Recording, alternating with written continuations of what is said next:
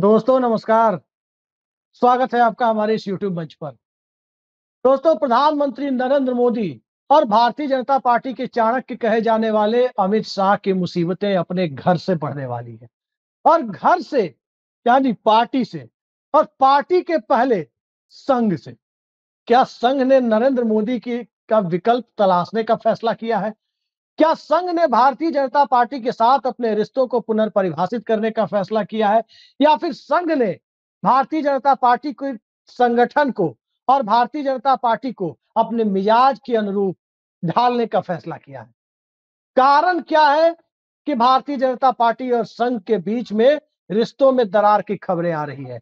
कभी अहंकार से संबंधित बयान मोहन भागवत देते हैं, तो कभी इंद्रेश कुमार कुछ और कहते हुए नजर आते हैं। परिस्थितियां भारतीय जनता पार्टी के बहुत अनुकूल कहीं से दिखाई नहीं दे रही। भारतीय जनता पार्टी के जितनी अनुकूल दिखाई नहीं दे रही, उससे कहीं ज्यादा बीजेपी के शीर्ष पर काबिज गुजरात लॉबी के लिए बहुत अनुकूल नहीं दिखाई दे रही।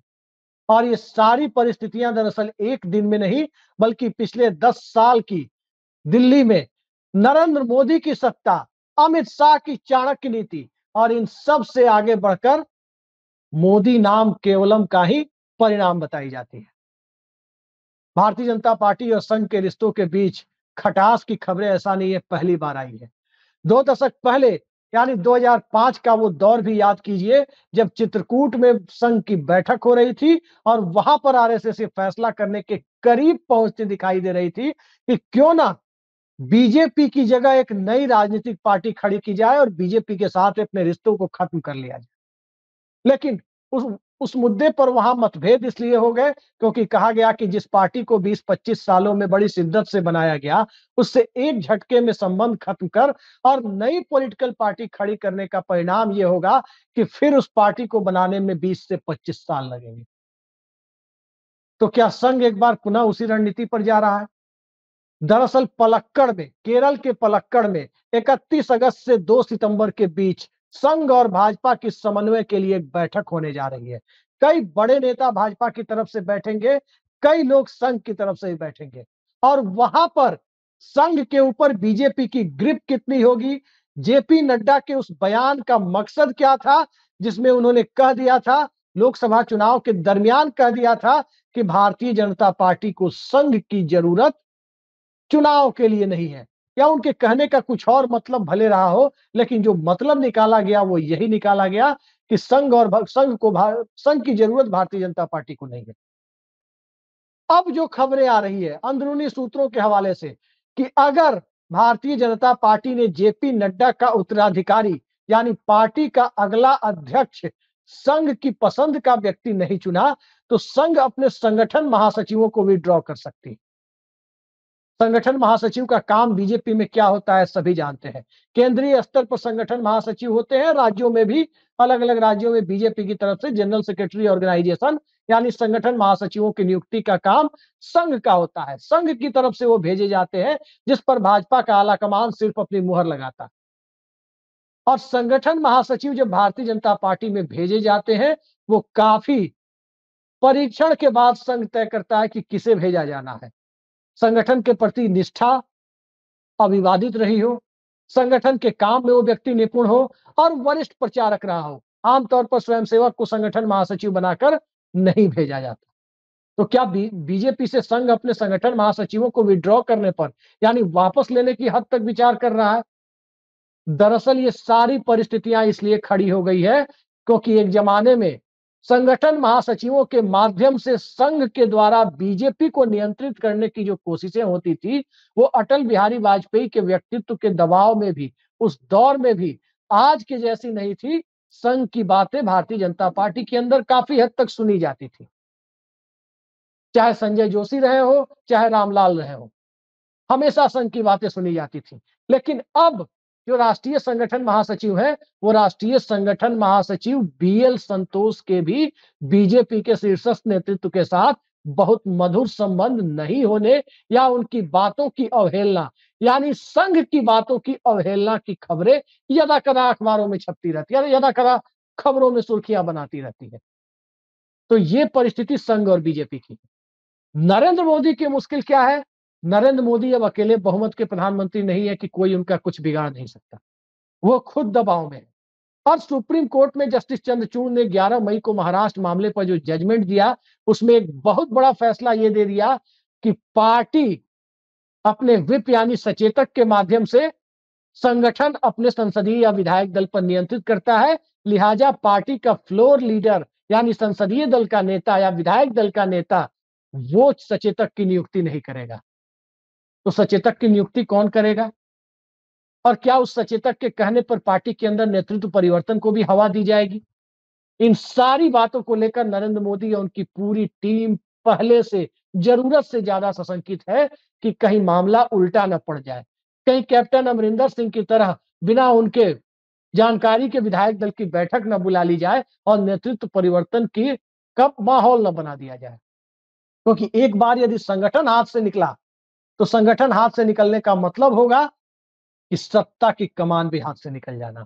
और संगठन महासचिवों को यदि संघ ने भेजना बंद कर दिया भारतीय जनता पार्टी में, तो संघ और भाजपा के रिश्तों के ऊपर एक बड़ी दरार खड़ी हो सकती है।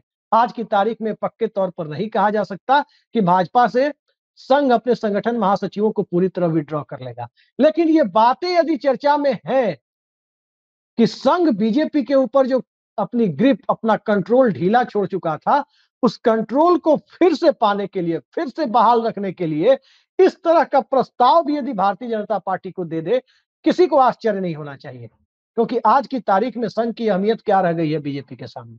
आज की तारीख में संघ के स्वयंसेवक या प्रचारकों की नरेंद्र मोदी सरकार के नीति निर्माण में या सरकार के अंदर उनकी पूछ कितनी रह गई है, सभी जानते हैं। भाजपा के कार्यकर्ताओं की, जो ज्यादातर संघ के स्वयंसेवक होते हैं, उनकी तो पूछ है नहीं। स्थिति यह है कि बाहर से ब्यूरोक्रेट लाके मंत्री बनाए जाते हैं, बाहर से लोगों को लाकर मुख्यमंत्री बनाया जाता है, बाहर से लोगों को लाकर राज्य विधानसभा में नेता बनाया जाता है, बाहर से लोगों को लाकर मुख्यमंत्री पद का चेहरा बनाया जाता है। तमाम तरह की चीजें जब संघ के दायरे से बाहर बीजेपी में दिख रही है, तो अटल बिहारी वाजपेयी के दौर से तुलना करें तो दो ही चीजें तो दिखती थी, यशवंत सिन्हा और जसवंत सिंह की पोर्टफोलियो में यही दो बड़े नाम उस दौर में दिखते थे जो संघ की पृष्ठभूमि से नहीं आते थे। और तब भी इतना बड़ा विवाद खड़ा कर लेने की स्थिति में संघ था कि दत्तोपंत ठेंगड़ी भारत के वित्त मंत्री यानी अर्थ मंत्री को अनर्थ मंत्री कहने की हद तक चले जाते थे। भाजपा की आर्थिक नीतियों और स्वदेशी के मुद्दों पर सीधे सीधे संघ बीजेपी से जवाब तलब कर लिया करता था। आज जवाब तलब करने की स्थिति में कौन है? आज नरेंद्र मोदी और अमित शाह से जवाब तलब करने की स्थिति में क्या मोहन भागवत और दत्तात्रेय होश बोले हैं? स्वाभाविक है कि नहीं है। और यही परिस्थिति है कि जब बीजेपी के पास बैसाखी की सरकार, नीतीश कुमार, चंद्रबाबू नायडू और एकनाथ शिंदे के सांसदों के बूते चलने वाली एक ऐसी सरकार आकर खड़ी हो गई, जिस सरकार के आकर खड़ी होने के बाद एक तरफ नायडू हफ्ते दर हफ्ते दिल्ली पहुंच रहे हैं, उनकी मांगों के पुलिंदे से नरेंद्र मोदी और अमित शाह परेशान है। हालत तो यह हो गई है कि नरेंद्र मोदी अब चंद्रबाबू नायडू के साथ अपनी मुलाकात की फोटो को ट्वीट तक नहीं करते, क्योंकि स्वाभाविक है मुलाकात में नरेंद्र मोदी की इच्छा के लायक कुछ चीजें होती नहीं है। नीतीश कुमार, उनका क्या एजेंडा है वो सभी जानते हैं, और जब तक इंडिया गठबंधन से उन्हें बेहतर डील नहीं मिल जाती, तब तक नीतीश कुमार इस गठबंधन में है, इस बात को भी लोग बखूबी जानते हैं। तो नरेंद्र मोदी की सरकार जो एक तरफ से घिरी हुई दिखाई दे रही है और संघ की तरफ से उसे बड़े समर्थन की आशा है, और इसी आशा में राजनाथ सिंह के घर पर भाजपा और संघ के लोगों की एक महत्वपूर्ण बैठक 5-5, 6-6 घंटे चल रही है, तो आप अंदाजा लगा सकते हैं कि जहां 15-20 दिनों में सरकार बनाने के भीतर 2019 में अगले अध्यक्ष का फैसला हो गया था कि जेपी नड्डा कार्यकारी अध्यक्ष फिलहाल बनेंगे, और महाराष्ट्र के चुनाव के बाद यानी 2019 के महाराष्ट्र के चुनाव के बाद पूर्ण रूपेण उन्हें कमान दे दी जाएगी, यानी उन्हें अध्यक्ष बना दिया जाएगा। ये स्थिति अब तक क्यों नहीं हुई?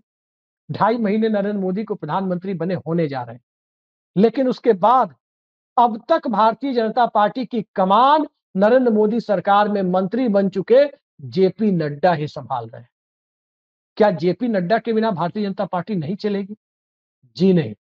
परिस्थितियां ये है कि जेपी नड्डा की तरह नरेंद्र मोदी के प्रति, अमित शाह के प्रति निष्ठावान व्यक्ति लाया जाएगा, तो उस निष्ठावान व्यक्ति की तलाश पर क्या संघ अपनी मुहर लगाएगा?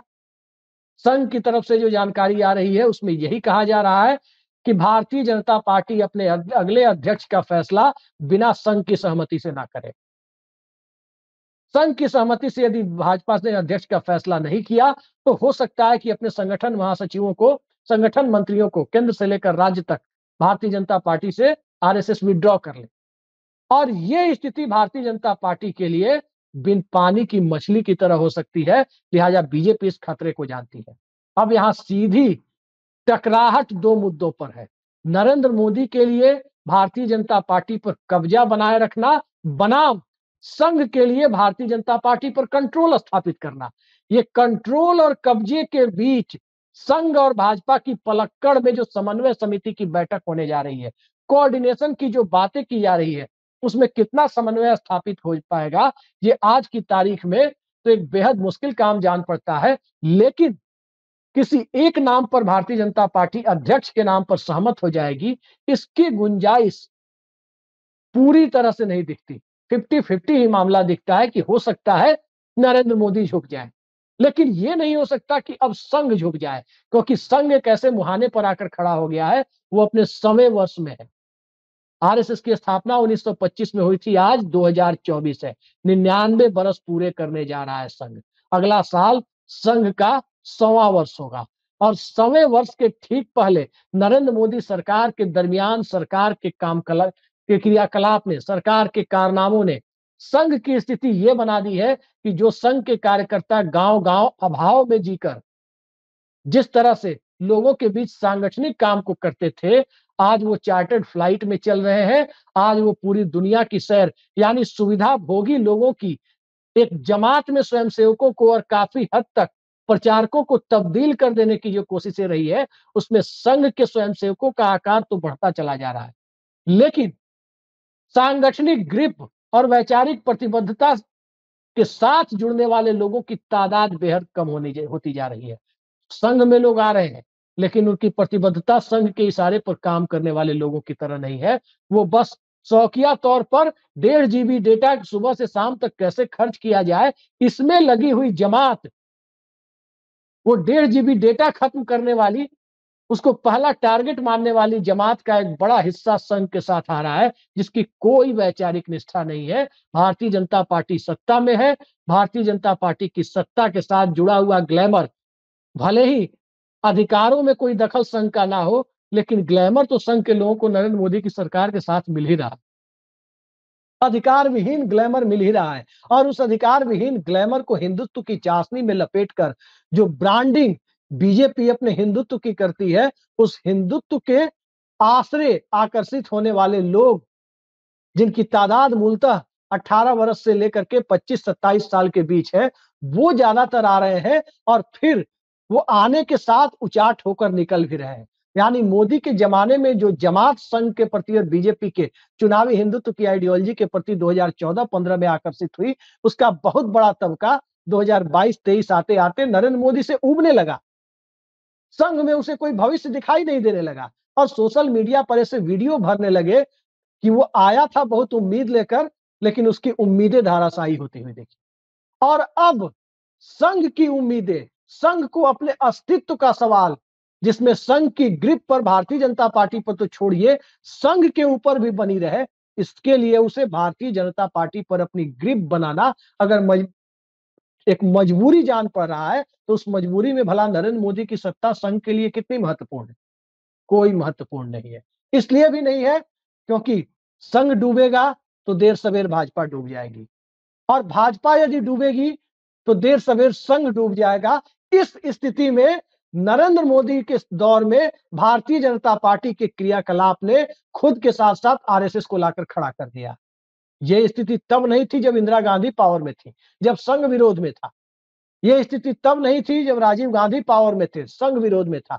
यह स्थिति तब नहीं थी जब जनता दल या जनता पार्टी के अलग अलग घटकों की सरकारें अलग अलग दौर में थी, तब भी नहीं थी। और यह स्थिति तब भी नहीं थी जब नरसिम्हा राव, अटल बिहारी वाजपेयी या मनमोहन सिंह का दौर था, जिसमें संघ, यहां तक कि मनमोहन सिंह के दौर की बात करें तो उस वक्त तो केंद्रीय गृह सचिव आरके सिंह ने संघ के आतंकी लिंक तक की बात और उसकी आशंका वो मीडिया के सामने जताते हुए दिखे थे।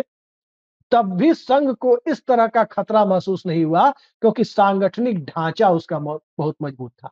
आज की तारीख में प्रचारक नहीं मिल रहे हैं। इसलिए नहीं मिल रहे क्योंकि प्रचारकों के लिए जितनी कड़ी आचार संहिता संघ के अंदर है, उस तरह के लोग आज की उपभोक्तावादी संस्कृति में न तो कम्युनिस्ट पार्टियों को मिल रहे हैं, नहीं मतलब न तो वामपंथी जमात को मिल रहे हैं, न ही दक्षिणपंथी जमात को मिल रहे हैं। उपभोक्तावाद की संस्कृति में मिडिल पाथ को मानने वाले नौजवानों की संख्या बढ़ती जा रही है, लिहाजा स्वयंसेवक तो संघ को मिल रहे हैं, और स्वयंसेवक कब आ रहे हैं कब जा रहे हैं उसे पता भी नहीं है, क्योंकि मेंबरशिप की कोई रसीद तो मिलती नहीं है।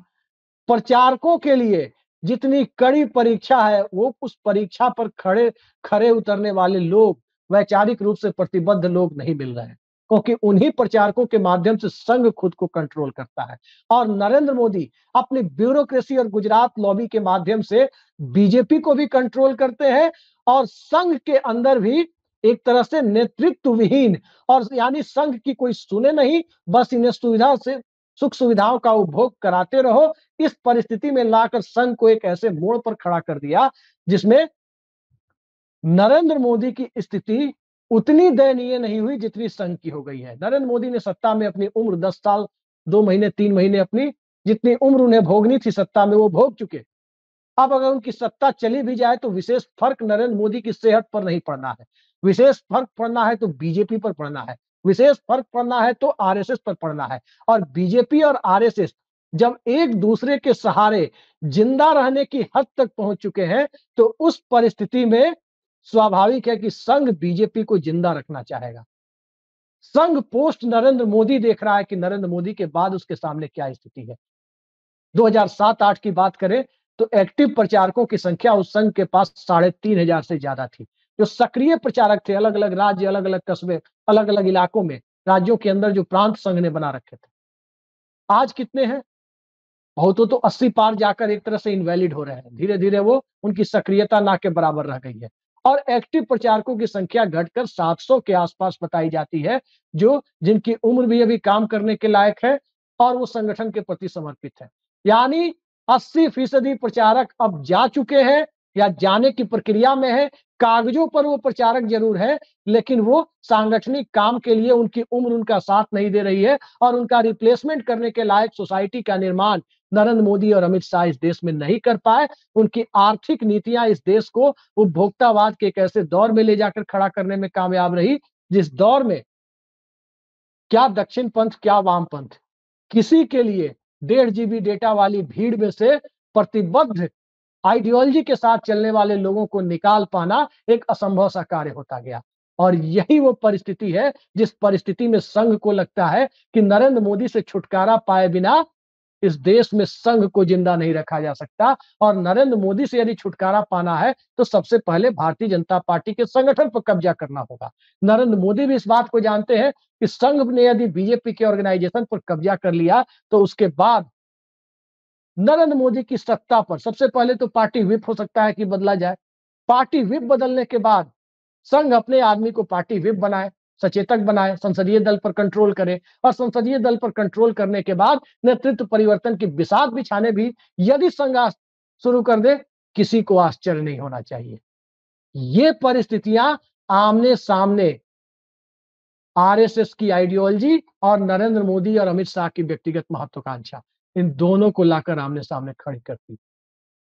तो इस परिस्थिति में पलक्कड़ की बैठक, क्या संघ विड्रॉ करेगा अपने संगठन मंत्रियों को, या संघ इसके बदले में अपनी ग्रिप को मजबूत करने वाले अध्यक्ष पर सहमति बनवा कर ही तब 31 अगस्त को पलक्कड़ में बातचीत शुरू करेगा? यह देखना दिलचस्प है, क्योंकि संघ की पूरी कोशिश है कि अभी भारतीय जनता पार्टी को अपने ग्रिप में रखने के लिए साफ संदेश अंदर खाने भेजे जाते रहे, और अंदर खाने संदेश के बीच सबसे पहले संघ जिसे बनाना चाहता है अध्यक्ष, जो उसके पूरी तरह से नियंत्रण में रहे, ताकि भविष्य में संसदीय दल पर भी वो नियंत्रण कर सके, नेतृत्व परिवर्तन भी यदि वो चाहे तो कर सके। ये हालात बनाकर ही पलक्कड़ की बैठक 31 अगस्त से शुरू हो। ये कवायद अभी अंदर खाने चल रही है, और इस धींगा मुश्ती में पूरी सियासत भारतीय जनता पार्टी की एक नए मोड़ पर, दिलचस्प मोड़ पर आकर खड़ी हो गई है, जिसमें सत्ता और सियासत, संगठन और आइडियोलॉजी सब एक दूसरे के साथ इस कदर गुत्थम गुत्था हो रहे हैं जिसमें कोई नहीं कह सकता कि 1 साल बाद भारतीय जनता पार्टी का स्वरूप क्या हो। तो देखते जाइए होता क्या है। जो भी होगा दिलचस्प नजारा देखने को मिलेगा कि कौन इस खेल में, सहमात के खेल में किसे मात हाथ लगती है और किसके सह पर कौन सी बिसात, किसकी सत्ता और किसके संगठन को बनाने और बिगाड़ने में अपनी भूमिका का अंदर खाने इस प्रकार निर्वाह कर देती है कि बाहर आते आते सारी चीजें एक नए डायमेंशन में जाकर, एक नए परिस्थिति में जाकर के खड़ी होती हुई दिखाई दे। आज के लिए इतना ही। नमस्कार।